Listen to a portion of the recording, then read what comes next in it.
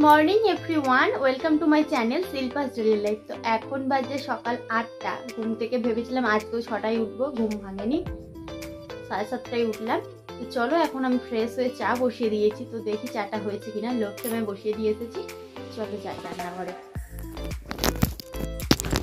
এই যে চা বসিয়ে দিয়েছি, আর মা তো গেছে গোয়ালে। বাপি মনে হয় গেল পাড়াতে মাছ টাছ এসেছে কিনা দেখতে, তাহলে মাছ নিয়ে আসবে হয়তো আজকে। তো সেই জন্য চলো চাটা করে নিই আমি। আর হ্যাঁ, মনে পড়ে গেল আজকে যেহেতু বৃহস্পতিবার, ভাবছি পুজোর জোগাড়টা এখন করে রেখে দিই। চলো,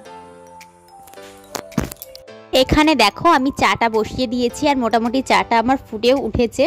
তো গাঢ় গাঢ় দুধ চা খেতে তো বেশ ভালোই লাগে, আর এই যে যখন চাটা ফুটে ওঠে না, দেখতে বেশ ভালো লাগে। আর এইদিকে দেখো দুধটা আমি গরম করতে বসিয়ে দিয়েছি। তো গরুটা কদিন কম দুধ দিচ্ছে, তো অল্প পরিমাণেই দুধ হয়েছে আর কি, তো সেটাই আমি গরম করতে বসিয়ে দিয়েছি। আর চাটা এবারে ঢেলে নেব, দিয়ে বাপির জন্য আগে রেখে দেবো, তারপরে আবারও চিনি মিক্সড করে আরও একবার ফুটিয়ে নিতে হবে। তো এই হচ্ছে ব্যাপার, রোজকার একই কাজ আমার। তারপরে দেখো এখানে আমি রান্না করে নিয়েছি। আজকে করেছি ডিমের ঝাল, ডাল, এখানে ঢ্যাঁড়সের তরকারি, এখানে বেগুন ভাজা, করলা ভাজা, আর মা শাশুড়ি মা আর কি ডিমের ঝাল খায় না, সেই জন্য ডিম ভাজা রেখে দিয়েছি।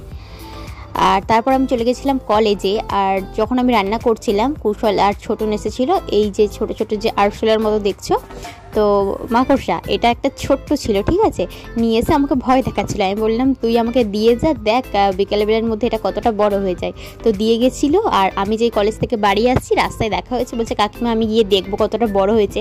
দেখলাম বেশ অনেকটাই বড় হয়েছে, একদম ছোট্ট ছিল। তো ভাবছি এবার ওদেরকে ডাকি, তো ডেকে দেখাবো যে কতটা বড় হয়েছে, দেখবি আয়। তো সেই জন্য বাড়িটাতে এসে বসলাম। মানে অনেক দিন পর আমি এই জায়গাটায় বসে ভিডিও করছি। তো ওদেরকে দিয়ে দিলাম ওদের জিনিসটা, ওরা বেশ খুশি হয়েছে যে কাকিমা দেখো অনেকটাই বড় হয়েছে। তারপরে দেখো সন্ধ্যাবেলা আমি এখানে চা নিয়ে বসে গেছি। আর যখন বাড়ি ফিরছিলাম হালকা হালকা বৃষ্টি পড়ছিল, তো সেই জন্য না মাথাটা খুব ধরেছিল, তাই জন্য চাটা খেয়ে নিলাম। তারপরে এখানে দেখো আমি খাতাগুলো মলাট করতে বসেছি।